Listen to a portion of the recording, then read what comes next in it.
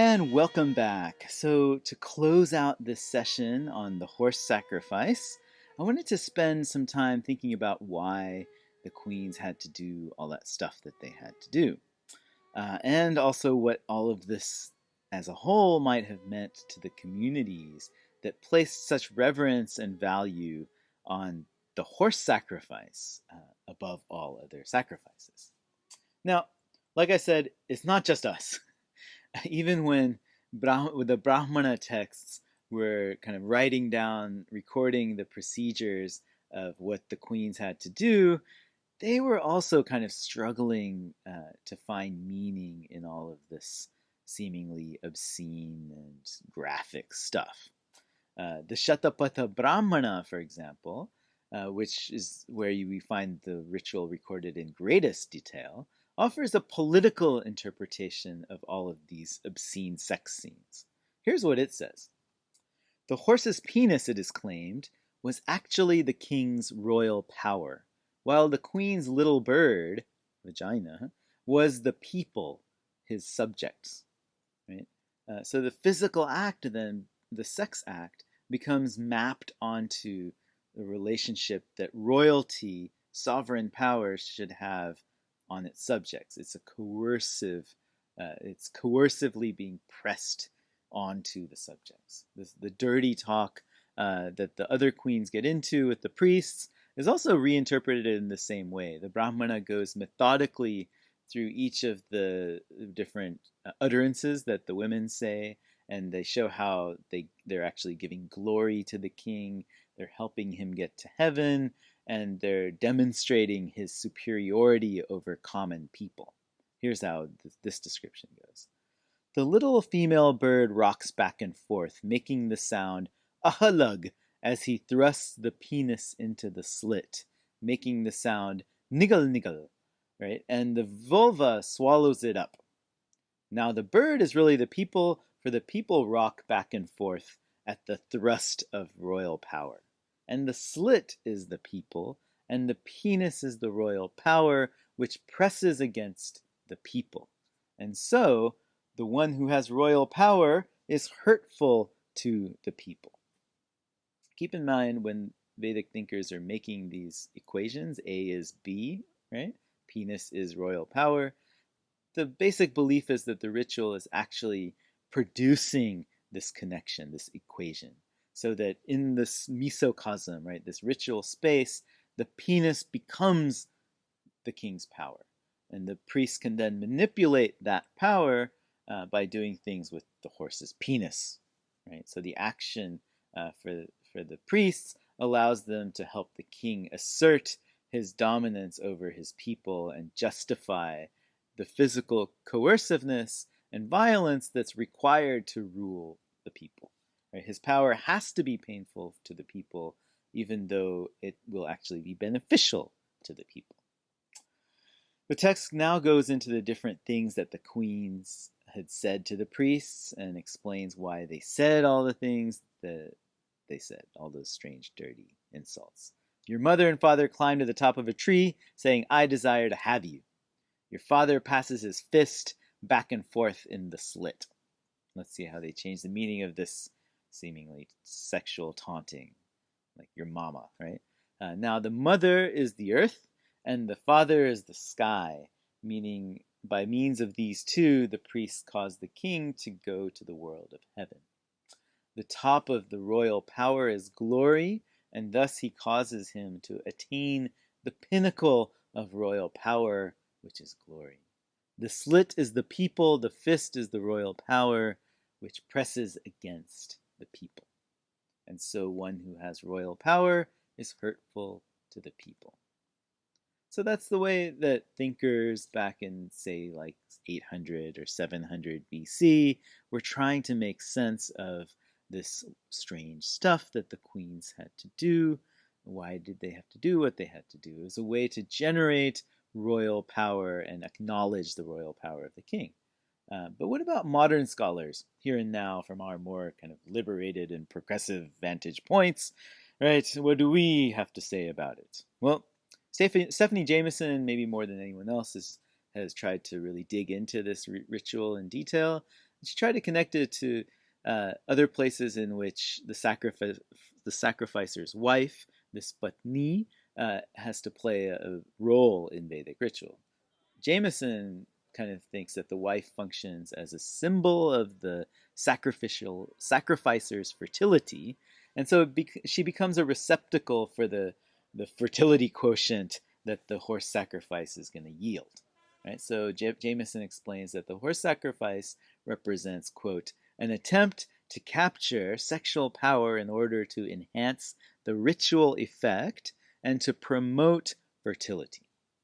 So in that way, Stephanie Jameson feels that the wife is responsible, even though there's this humiliating sexual performance, she's responsible for the continued fame, power, and immortality of her husband, also the kingdom, right? Maybe it's a nice way to put it, perhaps. We can think of this kind of sexualized role of the queen maybe as a kind of self-sacrifice on the part of the woman. I'm a bit skeptical still if she knew what was going on in this whole thing, if she knew she had this power, or if she was just instead kind of ordered to do and say these things by the priests and she didn't have a choice in the matter, right? Is it really a sacrifice if you don't have a choice? Jameson also suggests that there may have been an ulterior motive for the king to kind of allow all these things to happen to his wife. She points out that the king is being cuckolded by the horse, meaning that the horse is sleeping with his wife, which puts the king in a submissive position to the horse, right? He does it voluntarily also. He even encourages the horse, right? He's telling him where to put it and that sort of thing. But at the end, the tables get turned, right? The horse is killed, butchered, offered to the gods. So the power is reestablished with the king. The king is the one who's really in charge. And so Jameson says, quote, the king is the cuckold, but he is the master, and his power is increased by the sexual act in which he does not take part.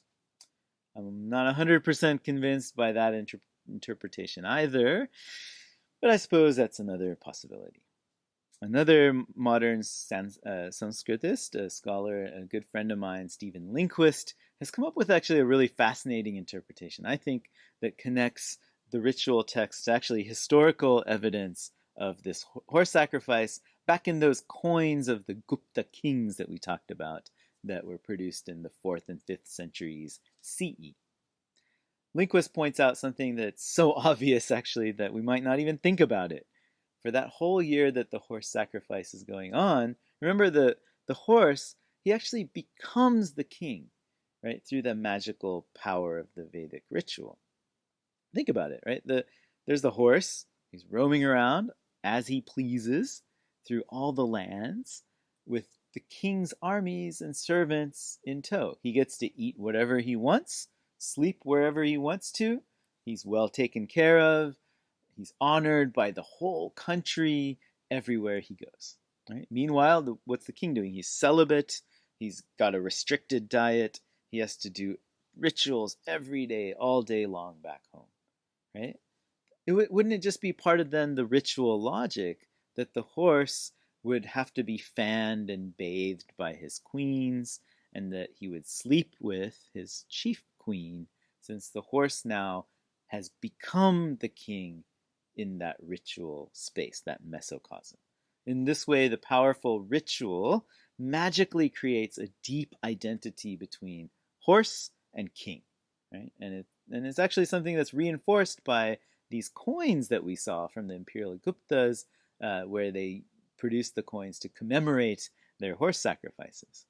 Usually, in other examples of Gupta coins, we have the king's face on the head's side of the coin. On the tail side, there's the goddess, Shri or Lakshmi, to represent the kind of good fortune of the Gupta Empire and its citizens. In these coins, however, what do we get? Instead of the king's face, the front has the image in the front is the sacrificial horse who's standing next to this Vedic altar with the smoke kind of curling beautifully around his regal head. On the back of the Ashvamedha coin of Samudragupta from the year 350, which I've shown you here, what do we find? Instead of the goddess Lakshmi, we find an image of the queen standing next to and carrying various Vedic ritual implements. Linguists suggest, I think it's a great idea, that these coins reflect the belief in the identification process that this horse sacrifice is all about. The horse is the king, so he's on the coin instead of the king, right?